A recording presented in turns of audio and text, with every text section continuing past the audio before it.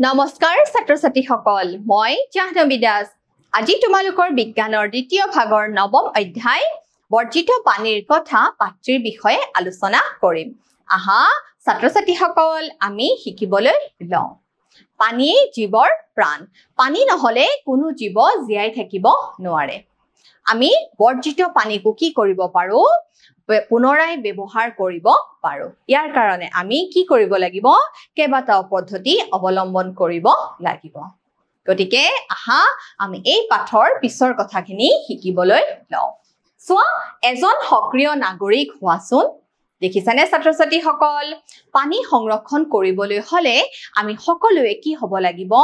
সচেতন হ'ব লাগিব আমি এটুপাল পানী সংৰক্ষণ কৰি চলিব লাগে কাৰণ আমি ভৱিষ্যত প্ৰজন্মৰ কাৰণে কি কৰিব লাগিব আমি ভৱিষ্যত প্ৰজন্মৰ কাৰণে পানী সঞ্চিত কৰি ৰাখিব লাগিব কাৰণ আজিকালি জনসংখ্যাৰ যি দ্ৰুত হাৰত বৃদ্ধি পাবলৈ ধৰিছে উদ্যোগীকৰণ খণ্ডৰ বৃদ্ধি হৈছে বৰষুণৰ পৰিমাণ অনিয়মীয়া হৈছে কমি গৈছে সেউজীয়া বনাঞ্চল গছ-গছনিৰ অভাৱ পৰিলক্ষিত হৈছে বৃহৎ অট্টালিকা নিৰ্মাণ হৈছে ফ্ল্যাট নিৰ্মাণ হৈছে নলা নৰ্দমাৰ ব্যৱস্থা বন্ধ হৈ গৈছে হয়নে নহয় ছাত্ৰ-ছাত্ৰী সকল পাহাৰীয়া অঞ্চলত গছ-গছনিৰ অভাৱ হৈছে এই বিভিন্ন কাৰণৰ ফলত কি হ'বলৈ ধৰিছে পানীৰ প্ৰদূষণ হ'বলৈ ধৰিছে হেহে আমি সকলোৱে কি হ'ব লাগিব এজন সক্ৰিয় নাগৰিক হিচাপে আমি আমাৰ দায়িত্ব পালন কৰিব লাগিব আৰু যাতে আমি আৰু আন 10 জনক কি কৰিব লাগিব পানী সংৰক্ষণ ব্যৱস্থাৰ বিষয়ে অৱগত কৰিব লাগিব সো এজন সক্ৰিয় নাগৰিক হোৱাচোন আৱৰ্জনা উৎপাদন মানুহৰ দৈনন্দিন কৰ্মৰাজিৰ এটা অংশ হৈ পৰিছে দেখিছানে যে দৈনন্দিন কৰ্মৰাজিৰ এটা অংশ যে আমি কি উৎপাদন কৰি থাকো বিভিন্ন আৱৰ্জনা সৃষ্টি কৰি থাকো এয়া ঘৰুৱাভাৱেই হওক বা পৰীক্ষাগাৰতেই হওক বা উদ্যোগিক ক্ষেত্ৰতেই হওক যিকোনো ক্ষেত্ৰতে কি হৈ যায় জানানে ছাত্ৰ-ছাত্ৰী সকল খালি আৱৰ্জনাহে সৃষ্টি হৈ থাকে সো কিন্তু আমি এই উৎপাদিত আৱৰ্জনাৰ প্ৰকাৰ আৰু পৰিমাণ সীমিত কৰিব পাৰো হয়নে নহয় আমি এই যে আৱৰ্জনা বৃদ্ধি পাই আছে আমি কি কৰিব পাৰো ইয়াক আমি হ্ৰাস কৰিব পাৰো আমি বজাৰলৈ প্লাষ্টিকৰ মোনা লৈ নগলেও হয় আমি কাপোৰৰ মোনা লৈ যাব পাৰো মৰাপাটৰ মোনা লৈ যাব পাৰো হয়নে নহয় আমি বিভিন্ন কফি কিহত খাই আছো চাহ কিহত খাই আছো প্লাষ্টিকৰ পাত্ৰত খাই আছো আমি সেইটো কি কৰিব পাৰো ছাত্ৰ-ছাত্ৰী সকল আমি পৰিহাৰো কৰিব পাৰো গতিকে গুটি উপায়বিলাক আমাৰ হাততেই আছে কিন্তু আমি তাৰ কাৰণে কি হ'ব লাগিব জানানে আমি সক্ৰিয় নাগৰিক হিচাপে অংশগ্ৰহণ কৰিব লাগিব সমাজ সচেতন হ'ব লাগিব আমি ভৱিষ্যত প্ৰজন্মৰ কথা কি কৰিব লাগিব চিন্তা কৰিব লাগিব সো আমি বাটে ঘাটে বেয়া গোন্ধ পাই আঁতৰি আহো উন্মুক্ত নৰ্দমাবোৰো আমাৰ কি হয় দৃষ্টিকটু হয় আমি বেয়া গোন্ধ পাইছো কিন্তু আমি আঁতৰি আহিছো আমি দেখিছো যে এই উন্মুক্ত নৰ্দমা আছে নলা নৰ্দমা আছে কিন্তু আমি দেখি পেলাই আকৌ কি কৰিছো ঘুৰি আহিছো সো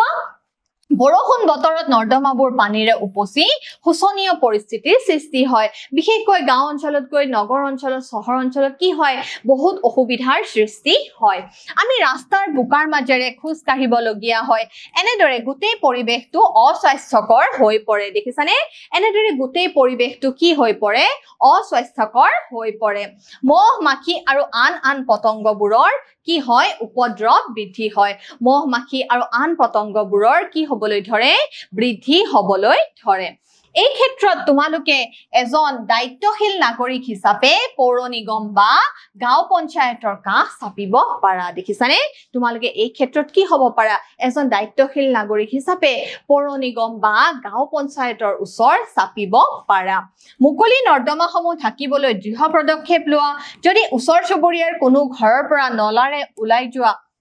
বৰ্জিত পানীয়ে অঞ্চলটো অপৰিষ্কাৰ কৰে সো তেনেহলে তেওঁলোকক আনৰ স্বাস্থ্যৰ কথা ভাবিবলৈ কি কৰিবা অনুৰোধ জনাবা এইদৰে আমি কি কৰিব পাৰো আমি সমাজৰ কাৰণে বিভিন্ন কাম কৰিব পাৰো তোমালোকে জানিছিলানে মলিয়ন বৰ্জিত পানী জমা হোৱা পুখুৰীৰ চাৰিওফালে আমি এবিধ গছ ৰোপণ কৰিব পাৰো আৰু গছবিধৰ নাম কি জানানে গছবিধ হৈছে ইউক্যালিপটাছ গছ ৰোপণ কৰি আমি কি কৰিব পাৰো জানানে আমি পৰিৱেশ নিৰ্মল কৰিব পাৰো সোৱা মলিয়ন বৰ্জিত পানী জমা হোৱা পুখুৰীৰ চাৰিওকাষে ইউক্যালিপটাছ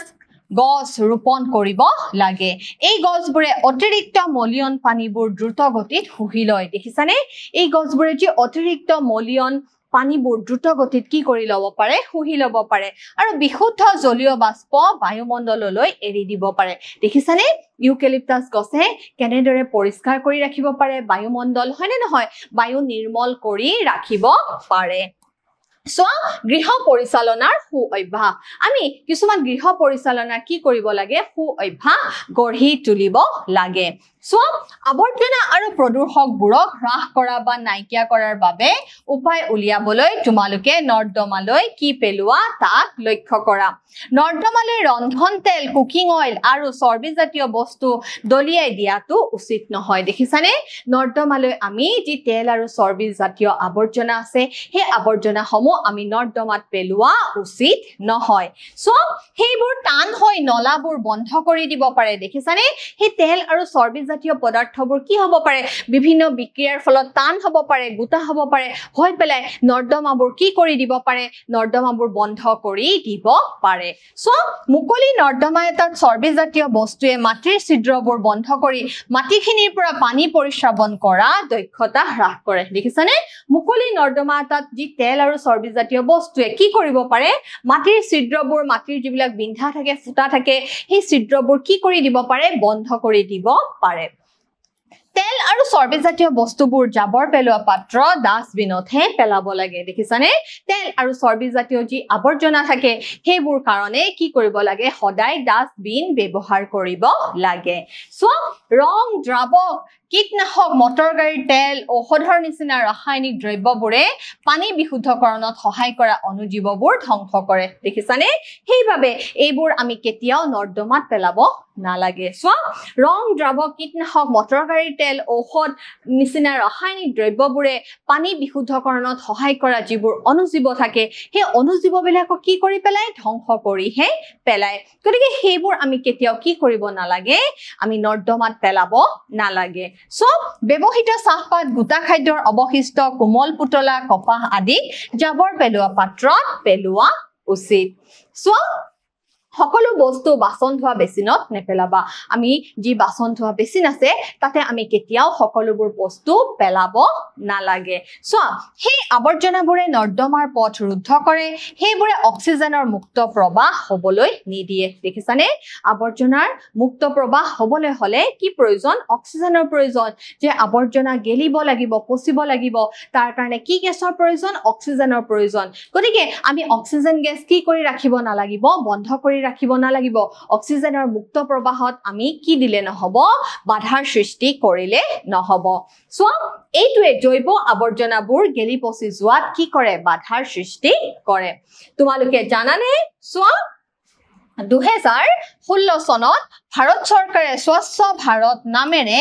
জনাজাত এক নতুন অভিযান আৰম্ভ কৰিছে যাৰ অধীনত নলা নৰ্দমাৰ সঠিক নিষ্কাশন আৰু সকলোৰে বাবে শৌচাগাৰ যোগান ধৰাৰ দৰে বহুতো ড্ৰাইভ বা আঁচনি আৰম্ভ কৰা হৈছে দেখিছানে 2016 চনত ভাৰত চৰকাৰে স্বচ্ছ ভাৰত অভিযান মিছন আৰম্ভ কৰিছে হয়নে নহয় তাৰ কাৰণে যাতে সকলোৱে কি পায় সকলোৱে যাতে অনাময় ব্যৱস্থাৰ সুবিধা লাভ কৰে কেঁচু সংশোধন শৌচালয় এবাৰ আমি শিকিম কেঁচু সংশোধন শৌচালয় বিষয়ে ভাৰতবৰ্ষত কেঁচুৰ দ্বাৰা দেখিছা কেঁচুৰ দ্বাৰা মানুহৰ মল মূত্ৰবোৰ পচোৱা শৌচাগাৰ পৰীক্ষা কৰি থকা হৈছে মানুহৰ বৰ্জিত মল মূত্ৰবোৰৰ নিষ্পত্তি কৰিবলৈ ই এক কম পানী ব্যৱহাৰৰ অভিনৱ শৌচালয় হিচাপে গণ্য হৈছে দেখিছানে যি কেঁচু সংশোধন শৌচালয়টোৰ কৰ্ম পদ্ধতি বৰ সহজ আৰু স্বাস্থ্যসন্মত দেখিছানে এই যি কেঁচু সংশোধন শৌচালয় আছে ইয়াৰ কৰ্ম পদ্ধতি সহজ কৰ্ম পদ্ধতি বৰ সহজ আৰু ই কি হয় জানানে ই স্বাস্থ্যসন্মত হয় মানুহৰ মল মূত্ৰবোৰ সম্পূৰ্ণৰূপে কেঁচু মতালৈ ৰূপান্তৰিত হয় যি মাটিৰ বাবে এটি প্ৰয়োজনীয় সম্পদ বুলিব পাৰি দেখিছানে সেইবোৰ কিহলৈ ৰূপান্তৰিত হয় কেঁচু মতালৈ ৰূপান্তৰিত হয় এইবাৰ অনাময় ব্যৱস্থা আৰু ৰোগ বহু সংখ্যক ৰোগৰ কাৰণ হল অনুপযোগী অনাময় ব্যৱস্থা আৰু দূষিত খোৱা পানী হয়নে নহয় দূষিত খোৱা পানী আৰু অনুপযোগী অনাময় ব্যৱস্থাৰ পৰা কি হ'ব পাৰে বিভিন্ন বেমাৰৰ সৃষ্টি হ'ব পাৰে দেখিছানে অনুপযোগী অনাময় ব্যৱস্থা আৰু দূষিতকৰণ পানীৰ পৰা কি হ'ব পাৰে বিভিন্ন বেমাৰ সৃষ্টি হ'ব পাৰে আমাৰ দেশত আমাৰ বিপুল সংখ্যক লোক এতিয়াও নলা নৰ্দমাৰ সুবিধা নোহোৱাকৈ আছে তেওঁলোকে কেনেকৈ সকাহ পাব বাৰু দেখিছানে তেওঁলোকে সকাহ পাবলৈ হলে কি কৰিব লাগিব উপযুক্ত নলা নৰ্দমা ব্যৱস্থা আমি কি কৰিব লাগিব ব্যৱস্থা নিৰ্মাণ কৰিব লাগিব তে পানীৰ দ্বাৰা বিভিন্ন বেমাৰ হ'ব পাৰে হয়নে নহয় পানীত থকা অনুজীৱৰ পৰা বিভিন্ন কলেৰা বেমাৰ হ'ব পাৰে টাইফয়েড হ'ব পাৰে গ্ৰহণী হ'ব পাৰে আদি বেমাৰৰ ফলত বহুতো মানুহ কি হ'ব পাৰে মৃত্যু মুখত পৰিব পাৰে যদিহে সেই বেমাৰৰ বীজাণুসমূহ কি হয় বৃদ্ধি পাবলৈ লয় আৰু এই বেমাৰৰ বীজাণুসমূহ কেতিয়া বৃদ্ধি হৈ যায় জানানে যেতিয়া পানী দূষিত হয় সো আমাৰ বেছিভাগ মানুহৰ মুকলি ঠাইত শুকাই যোৱা নদী ৰেল লাইন পথাৰৰ ওচৰত আৰু বহু সময়ত পানীত পোনপটীয়াকৈ মল ত্যাগ কৰে দেখিছানে পোনপটীয়াকৈ মল ত্যাগ কৰে গতিকে ইয়াৰ ফলত কি হয় ইয়াৰ ফলত গোটেই পৰিৱেশ প্ৰদূষণ হয় উপচাৰ নকৰা মলমূত্ৰ স্বাস্থ্যৰ বাবে অপকাৰী ই পানী আৰু মাটিৰ প্ৰদূষণ ঘটাব পাৰে দেখিছানে ই পানী আৰু মাটিৰ প্ৰদূষণ তাৰ মানে গোটেই বায়ুমণ্ডলৰে কি হ'ব পাৰে প্ৰদূষণ হ'ব পাৰে সো ভূপৃষ্ঠৰ পানী আৰু ভূগৰ্ভস্থ পানী দুয়োবিধে প্ৰদূষিত হয় কুয়া দমকল নিজৰা আৰু বহুতো নদীৰ উৎস হৈছে ভূগৰ্ভস্থ পানী এইদৰে পানীজনিত ৰোগসমূহৰ বাবে পানী এক বাহক হিচাপে কাম কৰে দেখিছানে দূষিত পানীৰ পৰা বিভিন্ন বেমাৰৰ ৰোগ ব্যাধি আদিৰ সৃষ্টি হয় সো পানীজনিত এই ৰোগসমূহৰ ভিতৰত cholera typhoid polio meningitis hepatitis আৰু গ্ৰহণী অন্যতম দেখিছানে এই যে বিভিন্ন বেমাৰ দেখিছা এই গোটেই বেমাৰসমূহৰ বাহক হৈছে দূষিত পানীত থকা বিভিন্ন অনুজীৱ দেখিছানে দূষিত পানীয়ে হৈছে এই বিভিন্ন ৰোগ সৃষ্টিকাৰী এই বিভিন্ন ৰোগবিলাক সৃষ্টি হয় দূষিত পানীৰ ফলতে দেখিছানে গতিকে পানী দূষিতকৰণৰ পৰা কি ভয়ানক পৰিৱেশ হ'ব পাৰে চোৱা মনিয়ন বৰ্জিত পানী নিষ্পত্তিকৰণৰ বিকল্প ব্যৱস্থা অনাময় ব্যৱস্থা উন্নত কৰাৰ বাবে কম খৰচী তথা ঠাইতে বৰ্জিত পানী নিষ্পত্তিকৰণ ব্যৱস্থাটোক উদগনি দিয়া হৈছে উদাহৰণস্বৰূপে পায়খানাৰ টেংকি ৰাসায়নিক শৌচালয় পচন গাঁতবোৰ অন্যতম হয় নে নহয় আজিকালি তোমালোকে দেখাই পোৱা বিভিন্ন জনসাধাৰণৰ কাৰণে কি কৰা হৈছে ৰাস্তা ঘাটতো যাতে কোনো ধৰণৰ অসুবিধাৰ সৃষ্টি নহয় তাৰ কাৰণে কি কৰিছে তাৰ কাৰণে বিভিন্ন শৌচালয় নিৰ্মাণ কৰা হৈছে চ পয়স প্ৰণালী নথকা ঠাই চিকিৎসালয় অকলশৰীয়া ঘৰ বা 4-5 ঘৰ সমষ্টি আদিৰ বাবে পায়খানা বা মল টেংকি সুবিধাজনক কিছুমান সংস্থাই স্বাস্থ্যসন্মত স্থানিকভাৱে মানুহৰ মলমূত্ৰ নিষ্পত্তিকৰণৰ প্ৰযুক্তি আগবঢ়াইছে দেখিছা এই শৌচালয়বোৰত আৱৰ্জনা সংগ্ৰহ কৰা কি নহয় প্ৰয়োজন নহয় সো মলমূত্ৰসমূহ শৌচালয়ৰ বহা স্থানৰ পৰা এটা জৈৱ গেছ প্ৰকল্পলৈ ঢাকনি থকা নৰ্দমাৰে কি কৰা হয় বুৱাই দিয়া হয় উৎপাদন হোৱা জৈৱ গেছক শক্তিৰ এটা উৎস হিচাপে ব্যৱহাৰ কৰা হয় যি জৈৱ গেছ উৎপাদন হয় তা কি কৰা হয় শক্তিৰ উৎস হিচাপে ব্যৱহাৰ কৰা হয় ৰাজহুৱা স্থানত থকা অনাময় ব্যৱস্থা আমাৰ দেশত সময়ে সময়ে মেলাৰ আয়োজন হয় বিভিন্ন ধৰণৰ আমাৰ দেশত কি কৰা হয় মেলাসমূহ অনুষ্ঠিত হৈ থাকে এই মেলাসমূহত এক বৃহৎ সংখ্যক লোকে কি কৰে দেখিছানে এখন মেলাৰ চিত্ৰ এই সময়ত বিভিন্ন সময়ত কি কৰা হয় যি মেলা হয় সেই মেলাত দেশৰ বিভিন্ন লোকে কি কৰে অংশগ্ৰহণ কৰে চোৱা একেদৰে ৰেল ষ্টেচন বাছ আস্থান বিমানবন্দৰ চিকিৎসালয়বোৰ অতি ব্যস্ত ঠাই দৈনিক হাজাৰ হাজাৰ লোকে সেইবোৰ ঠাইলৈ যায় ইয়াত বৃহৎ পৰিমাণৰ আৱৰ্জনা উৎপন্ন হয় দেখিছানে বিভিন্ন ৰেল ষ্টেচন বাছ আস্থান বিমানবন্দৰ চিকিৎসালয় আদি সমূহলৈ কি যায় দৈনিক হাজাৰ হাজাৰ লোক যায় গতিকে তাতে কি সৃষ্টি হয় বৃহৎ পৰিমাণৰ আৱৰ্জনা দৈনিক বৃহৎ পৰিমাণৰ আৱৰ্জনা সৃষ্টি হয় বা উৎপন্ন হয় এই মলমূত্ৰবোৰক যথাযথভাৱে নিষ্পত্তি কৰিব লাগে নহলে মহামাৰী বিয়পাব পাৰে দেখিছানে ইয়াৰ কাৰণে উপযুক্ত কি ব্যৱস্থা থাকিব লাগিব অনাময় ব্যৱস্থা থাকিব লাগিব চৰকাৰে অনাময়ৰ বাবে কিছুমান নিয়ম বান্ধি দিছে কিন্তু দুৰ্ভাগ্যবশতঃ সেইবোৰ দৃঢ়ভাৱে বলবৎ হোৱা নাই দেখিছানে এই চিত্ৰখনৰ পৰা গম পোৱা গৈছে যে এই ব্যৱস্থাবোৰ দৃঢ়ভাৱে কি হোৱা নাই বলবৎ হোৱা নাই এবাৰ চোৱা ৰাজহুৱা স্থানৰ অনাময় ৰক্ষা কৰাৰ বাবে আমি সকলোৱে বৰঙণি যোগাব পাৰো দেখিছানে আমি আমাৰ সামৰ্থ্য অনুযায়ী বৰঙণি আগবঢ়াব পাৰো চোৱা আমি যতে ততে জাবৰ জোথৰ পেলোৱা উচিত নহয় যদি চকুত পৰাত কোনো জাবৰ পেলোৱা পাত্ৰ ডাষ্টবিন নাথাকে তেন্তে আমি যাত্ৰাৰ সময়ত উৎপন্ন জাবৰ জোথৰবোৰ ঘৰলৈ আনি জাবৰ জোথৰ পেলোৱা পাত্ৰত পেলোৱাটো উচিত দেখিছানে তুমি কৰবাত ফুৰিবলৈ গৈছা বিভিন্ন কিবা কিবি খাদ্য গ্ৰহণ কৰিছা পেকেটিং খাদ্যই হওক যি খাদ্যই হওক তাৰ পৰা যদি কিবা আৱৰ্জনা সৃষ্টি হৈছে ফলমূলৰ বাকলি হওক চিপছৰ পেকেটেই হওক বা বিভিন্ন প্লাষ্টিক প্লেট যদি ব্যৱহাৰ কৰিছা এই সকলোসমূহ কি কৰিব পাৰা তুমি যদি তুমি নিষ্কাশন কৰিবলৈ ডাষ্টবিন বিচাৰি পোৱা নাই তেনেহলে তুমি সেইবোৰ আকৌ ঘৰলৈ আনি ঘৰৰ ডাষ্টবিনতহে কি কৰিব লাগে পেলাব লাগে আৰু যিমান পাৰি সিমান কি কৰিব লাগে আমি প্লাষ্টিকৰ পাত্ৰ ব্যৱহাৰ কৰিব নালাগে চোৱা সামৰণি পৰিৱেশ পৰিষ্কাৰ আৰু স্বাস্থ্যসন্মত কৰি ৰখাত আমাৰ সকলোৰে ভূমিকা আছে পানীৰ উৎসসমূহ পৰিষ্কাৰ অৱস্থাত ৰখাৰ ক্ষেত্ৰত তোমালোকে তোমালোকৰ দায়িত্ব বুজি পোৱা উচিত দেখিছানে পানীৰ যি উৎস আছে সেই উৎসসমূহ পৰিষ্কাৰ কৰি ৰখাত তোমালোকে কি কৰিব লাগে গুৰুত্বপূৰ্ণ ভূমিকা মানে আমি সকলোৱে গুৰুত্বপূৰ্ণ ভূমিকা পালন কৰিব লাগে চোৱা মহাত্মা গান্ধীয়ে কৈছিল এটা মানৱীয় আৰু আদৰ্শ কৰ্মপন্থা গ্ৰহণ কৰাৰ বাবে কোনেও কাৰো বাবে অপেক্ষা কৰিব নালাগে দেখিছানে কেনেকুৱা